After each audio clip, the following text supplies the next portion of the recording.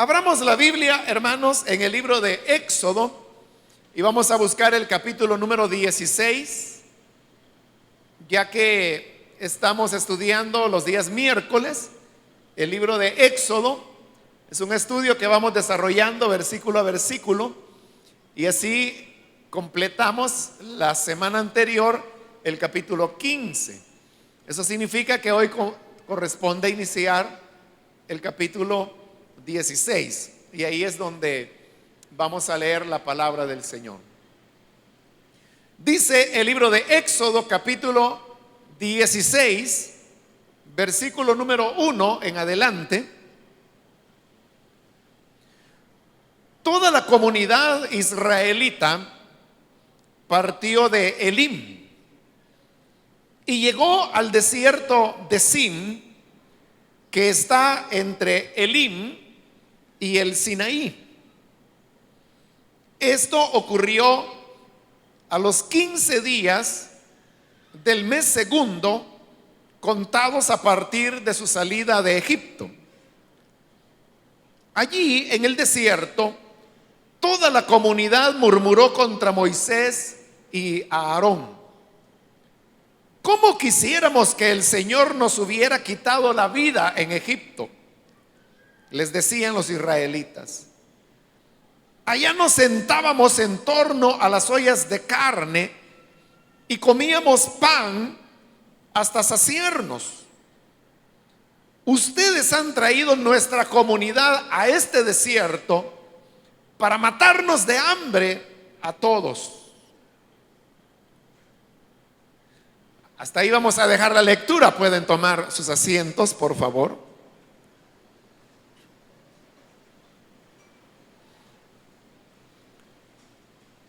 El capítulo que hoy hemos leído comienza en el versículo 1 diciendo que toda la comunidad israelita partió de Elim y llegó al desierto de Sin. Hay que tener mucho cuidado porque en la Biblia, en el Antiguo Testamento, se mencionan dos desiertos de Sin, que en español suenan igual, con la diferencia que este desierto que se está mencionando ahí, usted puede ver que está escrito con S, Sin. Pero en Números se hace mención de otro desierto que también se llama Sim, pero aquel, su letra inicial es la Z.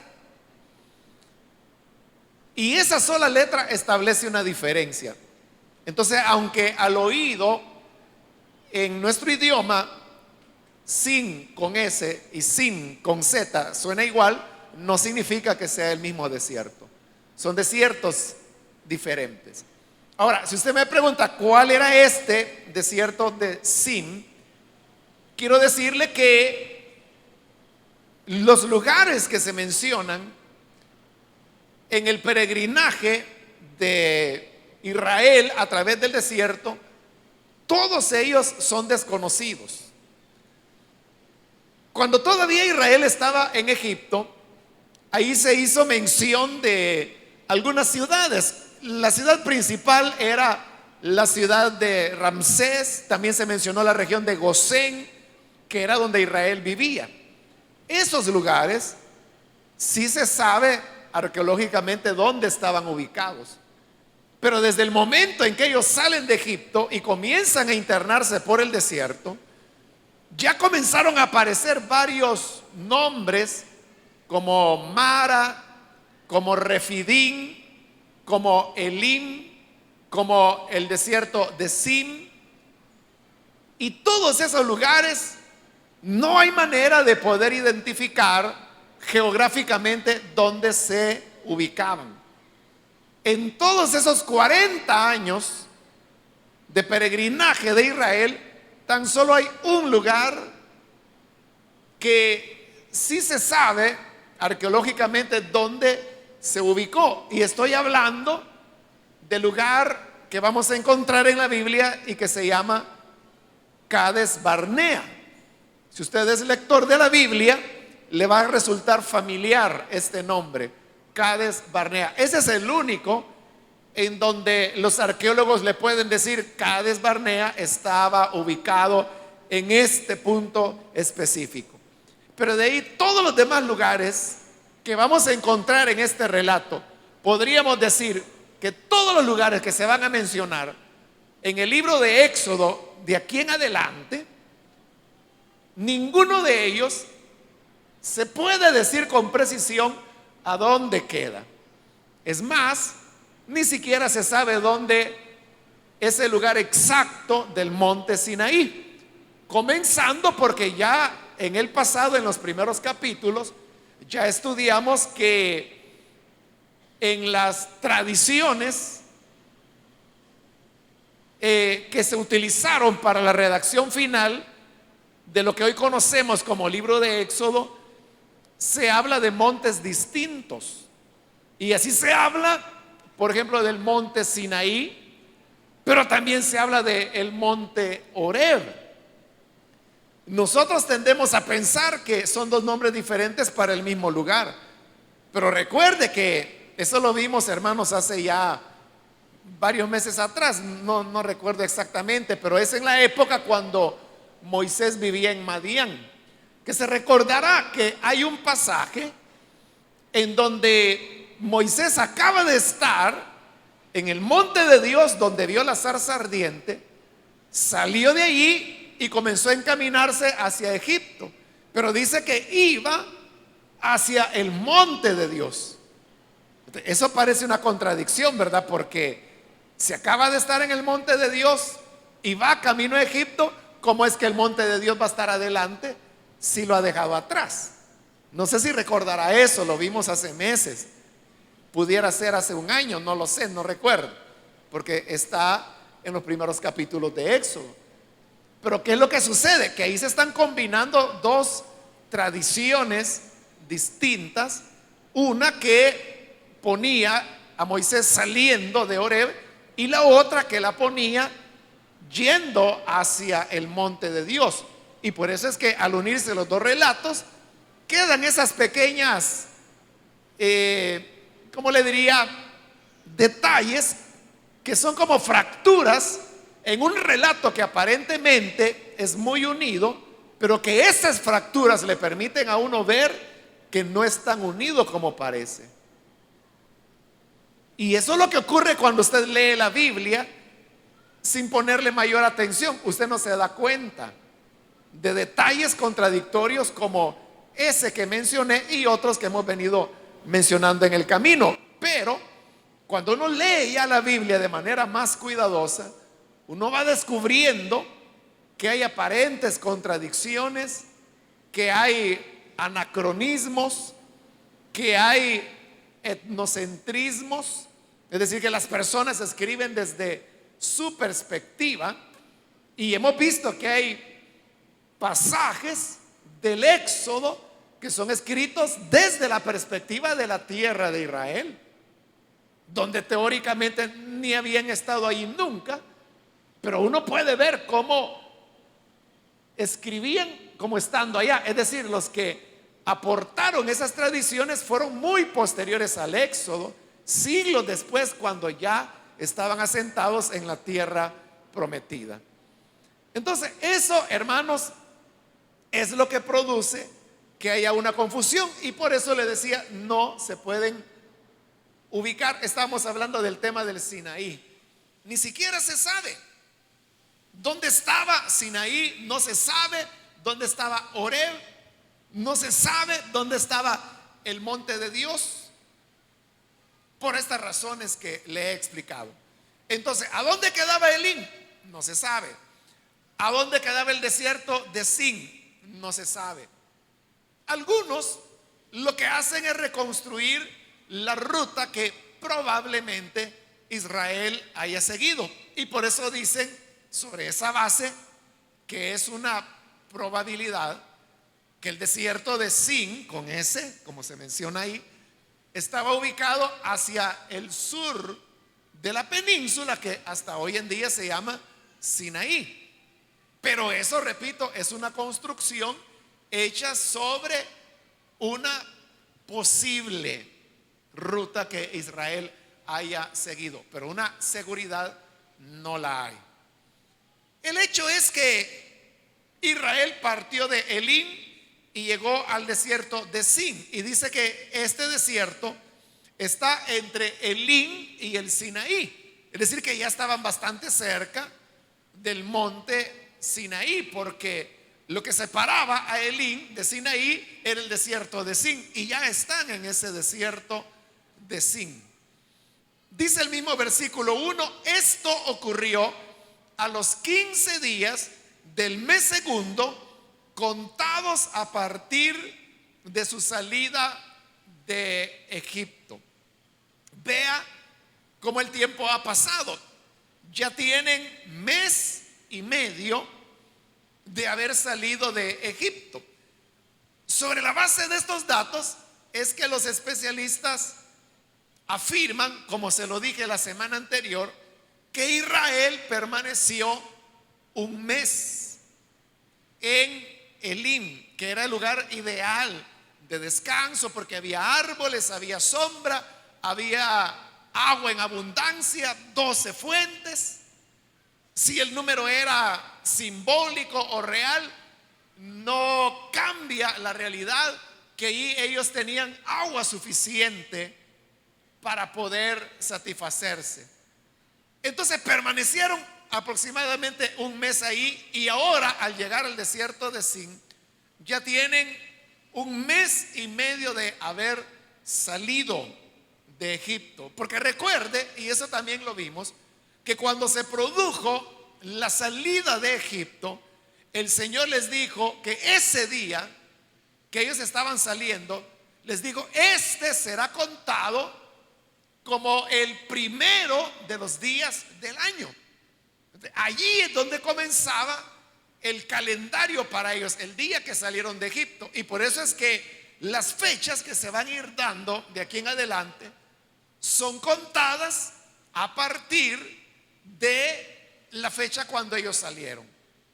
Si en algún lugar usted encuentra que dice: y en el año 33 o en el mes cuarto del año 33, eso significa que eso ocurrió 33 años con 4 meses después de haber salido de Egipto, porque esa era el punto cero a partir del cual se comenzaba a contar el tiempo. Entonces ya tienen mes y medio de andar por el desierto. Ahora, dice el versículo 2: allí en el desierto toda la comunidad murmuró contra Moisés y a Aarón. De nuevo, ellos se encuentran en un desierto, como ocurrió anteriormente cuando llegaron a Mara y posteriormente a Elim. Y en aquella ocasión, el problema cuando murmuraron en Mara fue que no tenían agua para beber, y habían pasado 3 días sin encontrar agua para beber, y sus provisiones de agua se les habían terminado. Pero ahora se nos está hablando que el problema no es el agua. El problema, probablemente estaban junto a algún manantial en el desierto de Sin, pero el problema es que no tienen alimento, no tienen qué comer. Algunos han pensado que lo que había ocurrido es que la harina que tomaron al salir de Egipto ya se les había terminado. Pero realmente lo más probable es que las provisiones con las cuales salieron de Egipto hacía ya mucho tiempo que se les habían terminado, porque no podían llevar mucho, y ni ellos tampoco tenían proyectado un viaje tan prolongado como está sucediendo ahora, que ya llevan mes y medio de camino. Pero lo que sucede es que en los manantiales también ellos podían encontrar frutas, raíces que se convertían en elementos de la dieta de lo que se comía en el desierto. También los pobladores del desierto se alimentan mucho de la leche de los camellos, de los camellos hembras. Es un elemento fundamental de la dieta de los pueblos que viven en el desierto, la leche. Entonces, probablemente todo esto les había ayudado, pero el punto es que ahora al llegar al desierto de Sin, se quedan sin alimento. Y como va a suceder todas las veces que Israel encontrará dificultades, lo primero que hacen es comenzar a murmurar en contra de Moisés y en contra de Aarón. Contra Moisés, porque era el hombre que había dirigido su salida de Egipto. Y contra Aarón, porque recuerde que Aarón había sido el vocero de Moisés ante Faraón, dado que Moisés tenía dificultades para pronunciar de manera adecuada las palabras. Y aquí encontramos en el versículo 3 la queja y la murmuración del pueblo de Israel. Decían: ¿cómo quisiéramos que el Señor nos hubiera quitado la vida en Egipto? Allá nos sentábamos en torno a las ollas de carne y comíamos pan hasta saciarnos. Ustedes han traído nuestra comunidad a este desierto para matarnos de hambre a todos. Eso es lo que ellos decían en su queja. Pero examinemos más despacio lo que ellos decían. Primero decían: ¿cómo quisiéramos que el Señor nos hubiera quitado la vida en Egipto? Ahora, yo le pregunto, ¿en verdad ellos querían que el Señor les hubiera quitado la vida en Egipto? ¿Era eso cierto? Fue todo lo contrario. Si la razón por la cual ellos invocaron a Dios, y dice la Biblia que la voz de su clamor subió hasta los cielos, era precisamente porque lo que no querían era que les quitaran la vida en Egipto, porque los estaban matando. Faraón había dado orden que todo varón nacido de un israelita tenía que ser muerto.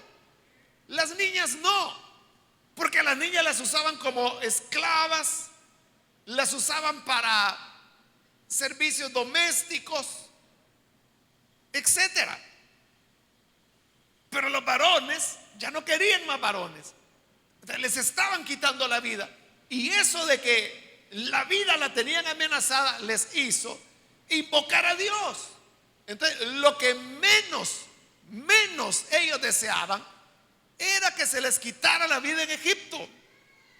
Sin embargo, vea, hoy están diciendo lo contrario. ¿Cómo quisiéramos que el Señor nos hubiera quitado la vida en Egipto?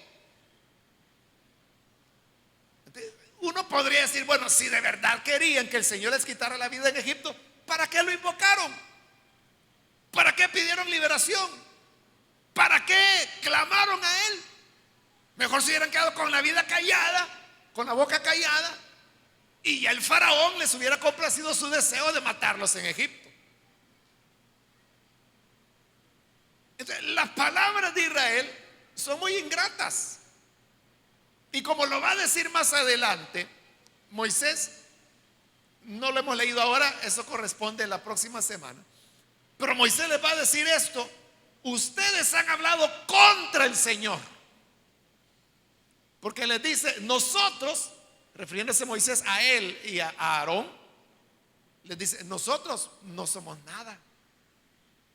Nosotros no hicimos nada, es Dios quien nos liberó. Entonces, lo que ustedes han hablado no ha sido contra nosotros, ha sido contra Dios que hablaron. Entonces, son duras las palabras que están diciendo en contra del Señor. Porque ellos lloraron, clamaron: líbranos, que nos matan en Egipto. Y Dios fue misericordioso y con brazo poderoso, con señales, milagros, los saca de Egipto. Hoy que ya los sacó, dice: ay, mejor nos hubiéramos muerto allá. Era ingrato lo que decían.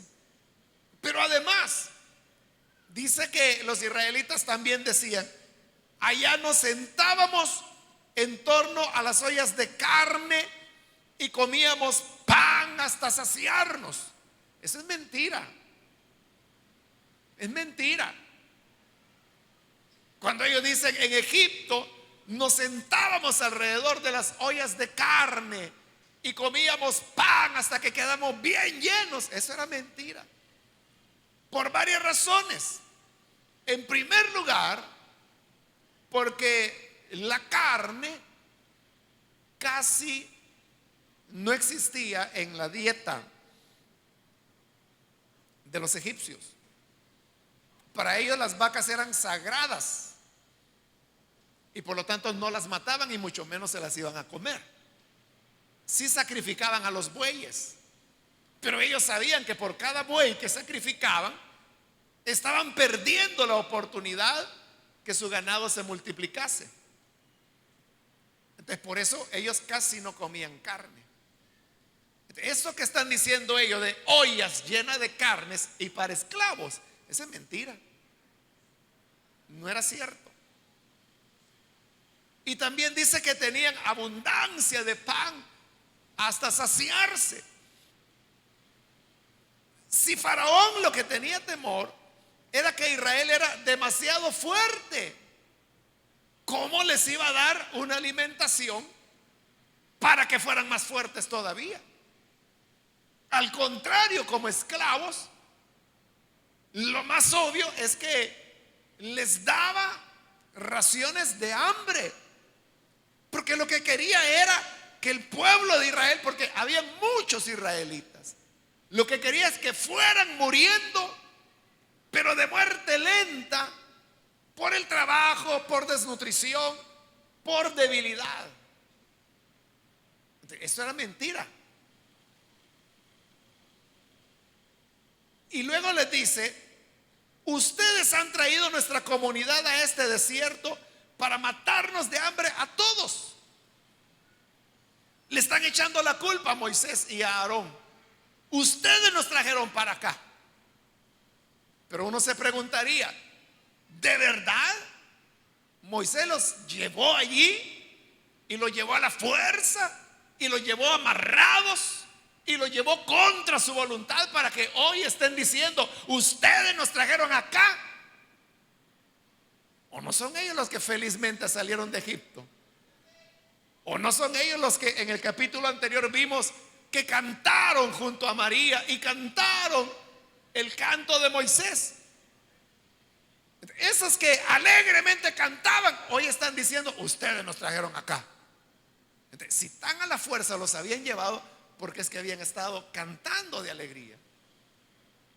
Entonces, vea, todo es falso. Todo lo que ellos están diciendo es falso. Todo aquello de lo que están murmurando es mentira. Pero ahí podemos nosotros descubrir algo, hermanos.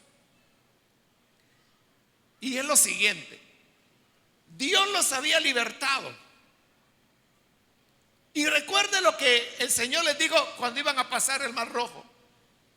Les digo, estos egipcios que ahora los persiguen, nunca más los volverán a ver. Y así fue. Nunca más los volverán a ver. Y nunca más los volvieron a ver.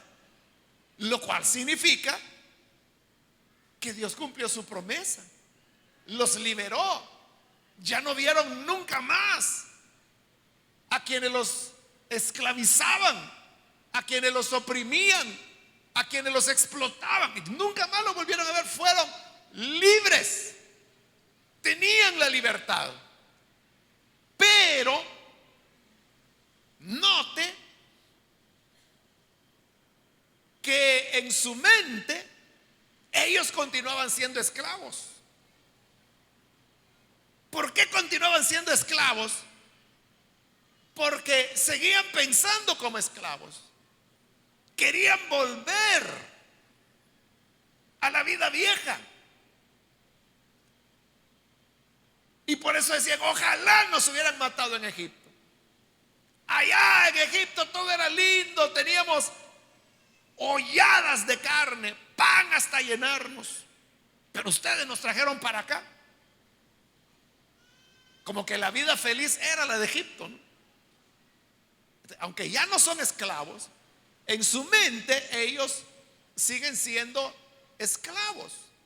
Esto significa, hermanos, que Dios tenía que darles una lección a ellos. Por eso es que los ha llevado al desierto. Porque en el desierto, por eso se llama desierto, porque ahí el ser humano está solo, tiene soledad, pero también estamos viendo que el desierto es un lugar de escasez, donde no es fácil encontrar agua, no es fácil encontrar alimento. Pero ¿por qué Dios los ha llevado a un desierto? Porque Dios quiere ahora liberarlos de la esclavitud que ellos tienen, pero en su mente. Mire, lo que está pasando es que Dios lo que está haciendo es cambiándoles de amo. Por más de 400 años, Faraón había sido el amo de ellos. Faraón había sido el dueño, el señor de ellos. Pero ahora es Dios el que quiere ser el dueño de ellos. Y por eso los lleva por el desierto y los ha pasado por Mara, donde había agua pero no se podía beber. Pero Dios hizo el milagro de volver el agua potable. Eso era para que aprendieran que su nuevo amo, que era el Señor, siempre iba a proveer lo que ellos necesitaban. Ese nuevo amo es el que les llevó a Elim. Y ese amo es el que ahora les ha llevado al desierto de Sin, donde de nuevo no hay alimento. Pero ahí es donde ellos deberían haber ejercitado en su mente la comprensión que ahora tenían un nuevo amo y decir, bueno, ahora somos esclavos del Señor. Él es nuestro amo, le pertenecemos a Él porque Él nos redimió de la esclavitud. Entonces algo Él hará para proveernos alimento acá. Y es lo que Dios hará. Lo vamos a ver en los siguientes versículos, no ahora, pero lo vamos a ver. Dios les envía carne y pan. Dios lo que quiere es que ellos comiencen a confiar en Él. Pero en lugar de confiar en su nuevo amo, se ponen a añorar al viejo amo, a Faraón. Y por eso dice, ojalá estuviéramos en Egipto. Ay, la carne, el pan que comíamos en Egipto. En lugar de pensar que Dios, su nuevo amo, tendría algo nuevo, algo especial para ellos.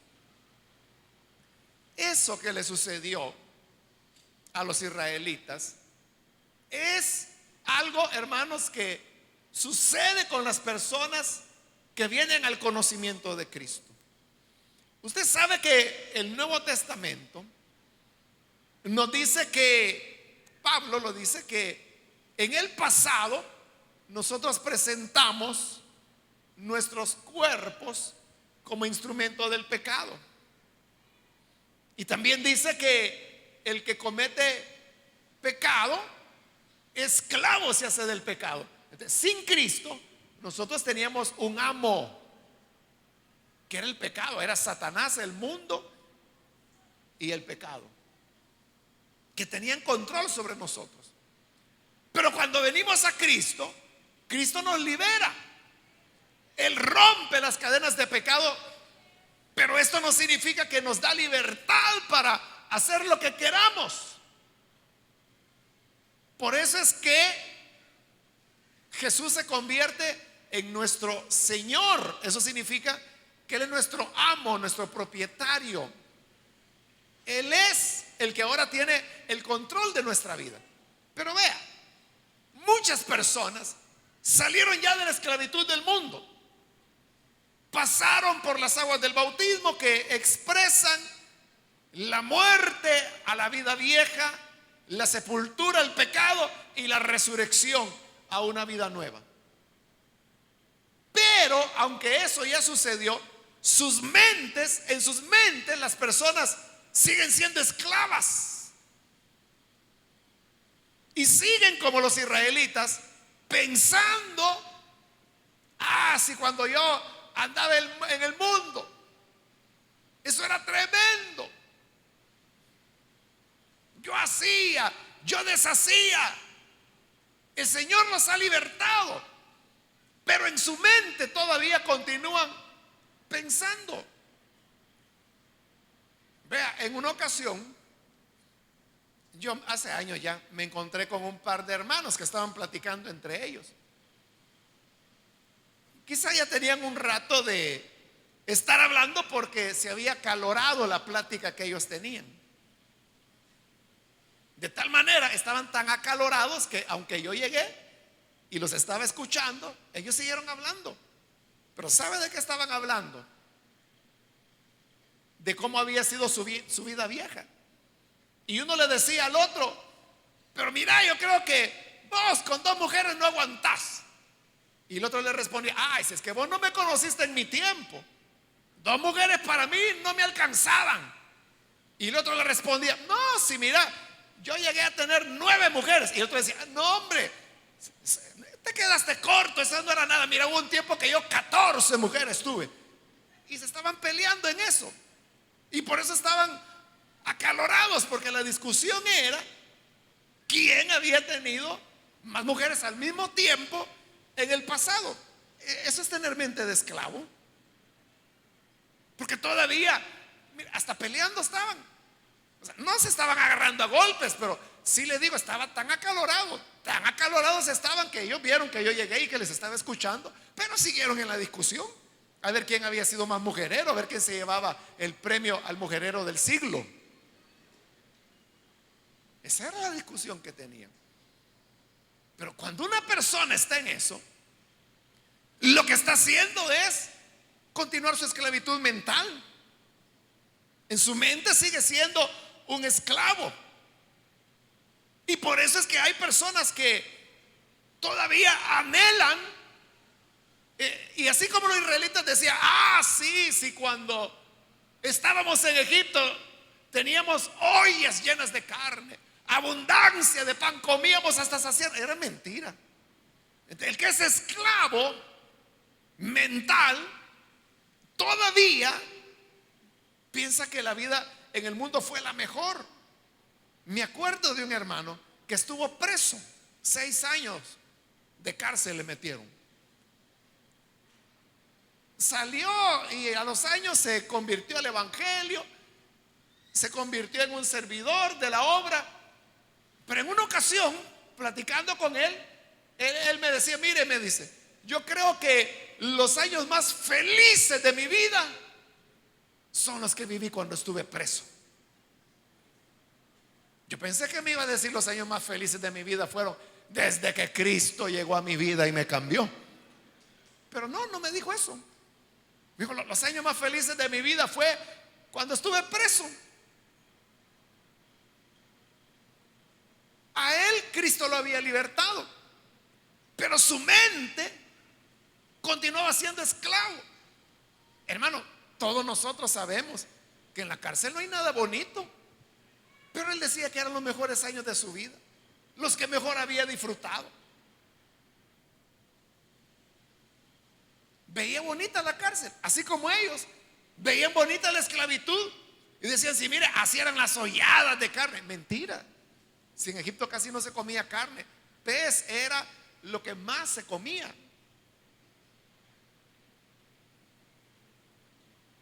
Los peces era lo que más predominaba en la dieta egipcia, que era la que ellos tenían. Están imaginando lo bonito, y hay gente que sigue hablando así, dice, si me hubiera conocido en mi tiempo, si es que usted no sabe, yo fui tremendo, si yo fuera como antes. Ay, Dios, usted asustado se quedaría. Como que están bien orgullosos, ¿verdad? Pero Pablo, cuando hablaba de su pasado, él decía: me siento avergonzado de haber sido lo que fui. Y decía: ni siquiera soy digno de ser llamado apóstol, porque fui un perseguidor de la iglesia. Se avergonzaba. Él nunca dijo: mi juventud, cuando perseguía creyentes, cuando los arrastraba, cuando los metía a la cárcel, eso sí que era vida, hermanos. No, Pablo nunca pensó de esa manera, sino que él decía: no soy digno que Dios me haya hecho apóstol, porque fui perseguidor de la iglesia. Entonces yo le pregunto: yo sé que usted está en Cristo y que por estar en Cristo ha sido libertado ya, pero la pregunta es: ¿su mente ha sido libertada ya? ¿O sigue siendo un esclavo en su corazón? Nuestra forma de pensar tiene que ser distinta. Yo le pregunto: ¿cómo se ve usted? ¿Quién es usted? ¿Quién es usted? Si no sabe quién es usted, yo le voy a decir: usted es un hijo de Dios, comprado no con oro ni con plata, sino con la sangre preciosa del Hijo de Dios. Usted es escogido por Dios desde antes de la fundación del mundo, predestinado para ser hecho conforme a la imagen del Hijo de Dios, lavado con la sangre del Cordero. El poder del Espíritu Santo ha creado en usted una nueva naturaleza, y así ahora usted es nación santa, pueblo escogido, real sacerdocio. Usted tiene un nombre nuevo que Dios le ha dado, y tiene una naturaleza que perdurará por la eternidad. En Cristo hemos sido santificados, justificados, circuncidados, de manera que estamos completos en Él. Somos su cuerpo, Él es nuestra cabeza. Nuestro cuerpo es el templo donde mora el Espíritu Santo de Dios. Eso es usted. Si eso es usted, ¿cómo está pensando? Como gallina. Me estoy refiriendo a esa historia muy conocida, hermano, de un huevo de águila que fue a parar en un gallinero. Las gallinas lo empollaron y nació el águila. Y el águila pensaba que era pollo y se comportaba como los pollos y buscaba lombrices y gusanos en la tierra como cualquier gallina, y no sabía que era águila, hasta que un día pasaron unas águilas volando por la altura y lo vieron y le dijeron: oye, ¿y tú qué haces ahí? ¿Qué haces con las gallinas? Deberías estar acá arriba volando en lo alto del cielo. Y él dijo: no, yo no soy águila, soy gallina. No sabía la naturaleza que había en sí. A eso me refiero cuando le digo que si Dios le ha hecho a usted un rey, sacerdote, ¿cómo es que piensa como gallina? ¿Por qué todavía anda escarbando en el pecado de esta tierra, hurgando a ver dónde hay una lombriz ligosa para podérmela almorzar, cuando Dios ha preparado para usted pan de ángeles que le ha servido en la mesa de su reino? Entonces, ¿cómo es que todavía anda en la bajeza de este mundo, pensando en el licor, en la droga? Ha venido una droga nueva que se llama éxtasis. ¿Cómo estará eso? Ha de estar buena. Lástima que yo me convertí antes, porque solo probé la piedra, la marihuana, pero hasta ahí llegué. Un día de esto me voy a dar una escapadita para probar cómo están esas drogas sintéticas. Ese está pensando como gallina. Anda escarbando en el lodo, en las piedras, en la tierra, buscando lombrices para comer. Pero eso no es para nosotros. Pero ¿qué es lo que ocurre? En su mente sigue siendo esclavo. Hay personas que continúan todavía robando, hurtando, involucrándose con prostitutas, con rameras, involucrándose en situaciones de pecado, de lujuria, de fornicación, de adulterio, de codicia. Por eso le digo, ¿qué le pasa? ¿Quién es usted? ¿Quién es usted? ¿Es gallina o es águila? ¿Es hijo de Dios o es hijo de las tinieblas de este mundo? ¿Quién es su Señor? ¿Es su Señor el Cristo que resucitó de entre los muertos o es su Señor Satanás, el príncipe del reino de la muerte? Nuestra mente tiene que ser renovada. Piense como hijo de Dios. Piense en lo que Dios ha hecho con usted. No vuelva atrás. No hay ollas de carne en el mundo. No hay pan en abundancia en el mundo. Lo que hay es muerte, traición, mentira, hipocresía. Hace poco un muchacho me decía: ¿qué será, hermano? Que fíjese que en el mundo yo he encontrado más sinceridad que la que hay en la iglesia. Y me decía: ahí en la iglesia solo señoras chismosas hay.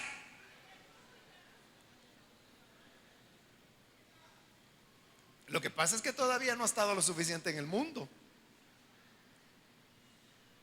Y yo le decía: bueno, entonces, aquí de lo que se trata. O sea, yo le digo, yo estoy de acuerdo, yo creo que también hay muchas señoras chismosas dentro de la iglesia, ¿no? Pero de lo que se trata es que tú marques la diferencia.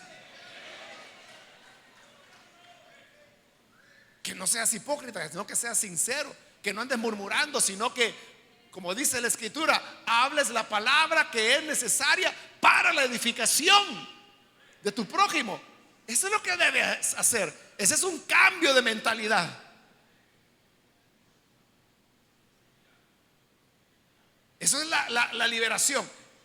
Yo no estoy hablando aquí, hermano, de pensamiento positivo o esas cosas que hoy están de moda. Le estoy diciendo lo que la Biblia dice. Si no, vea lo que dice la carta a los Efesios. Me parece que es el capítulo 4.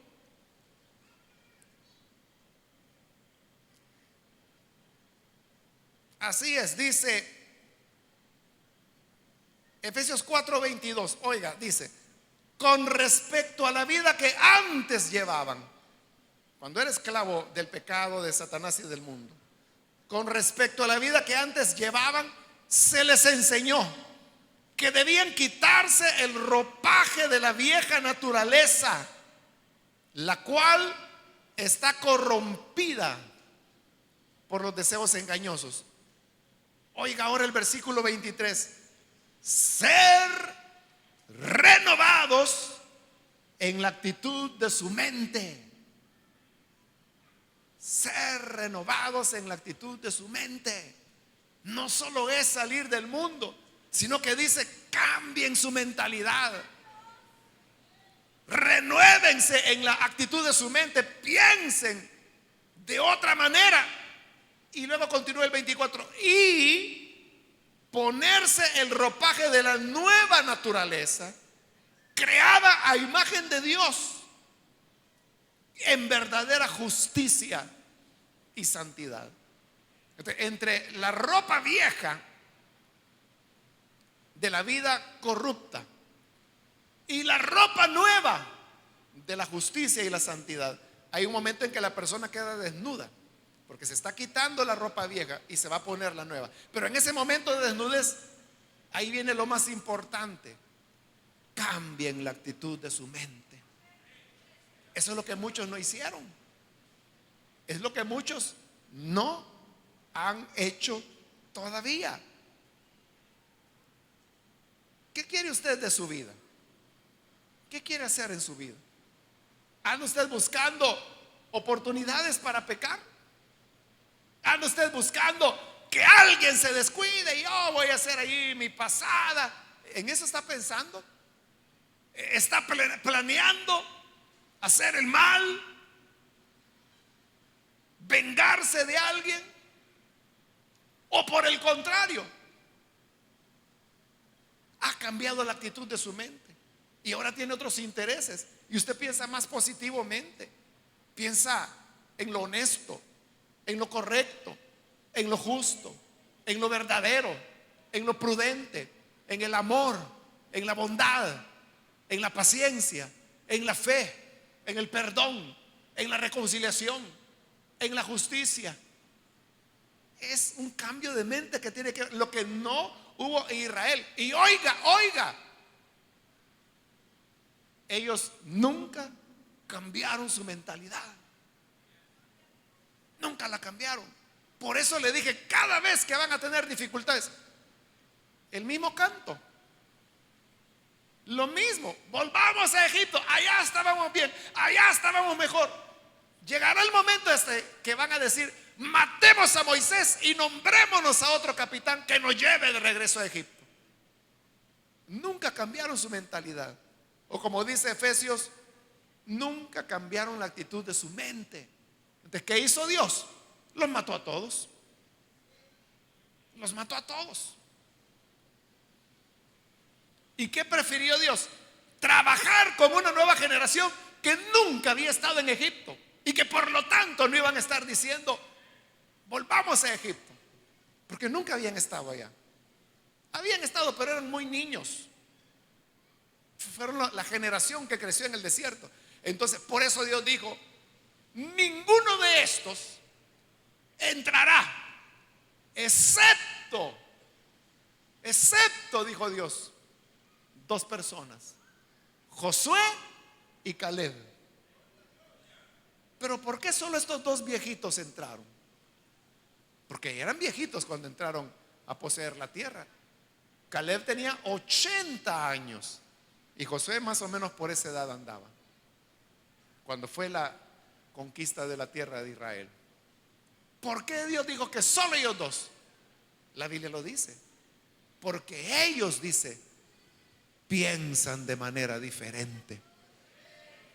Ellos habían sido liberados no solo de la esclavitud física, habían sido liberados en su mente.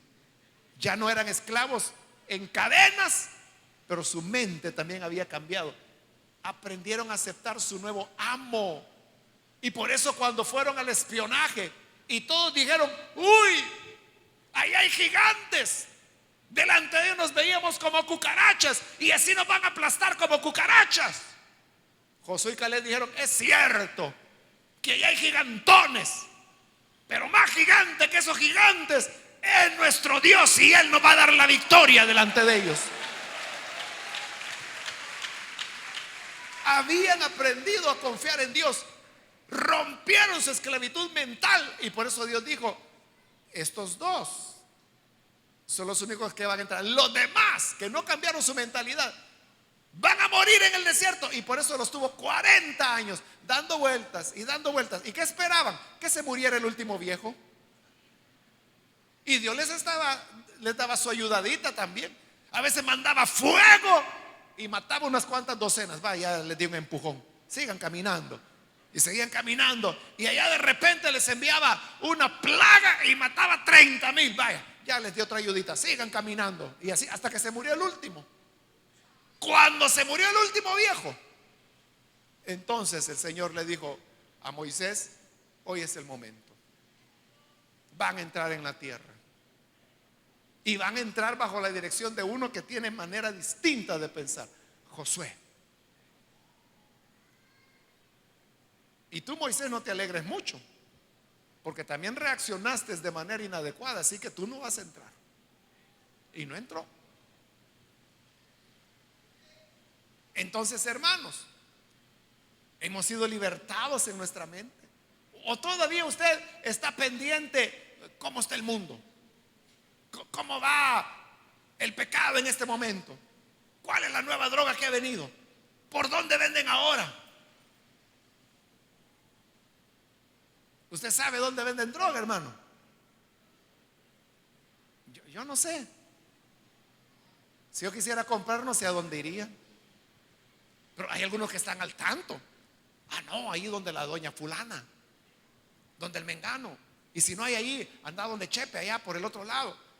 Están al tanto del mundo.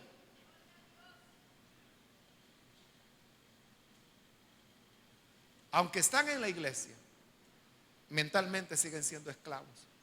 Por eso dice Efesios, cambien la actitud de su mente. Si no, de nada les va a servir que se pongan ropa nueva.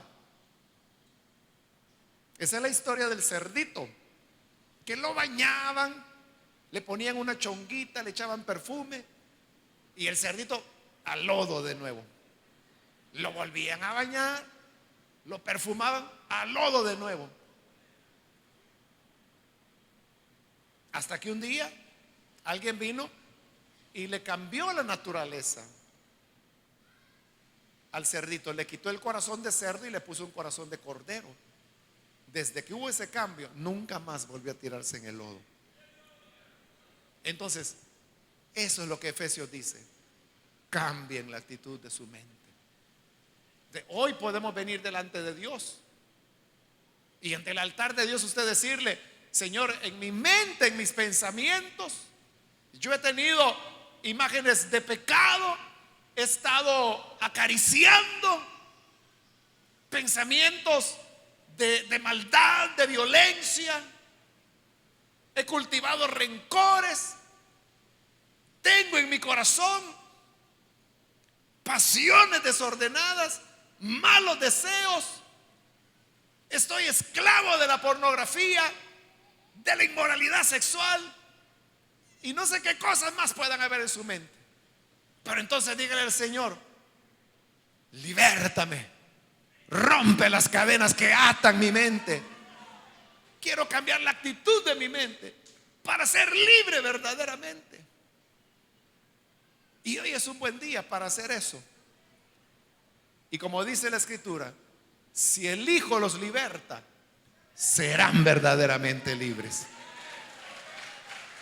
Verdadera libertad.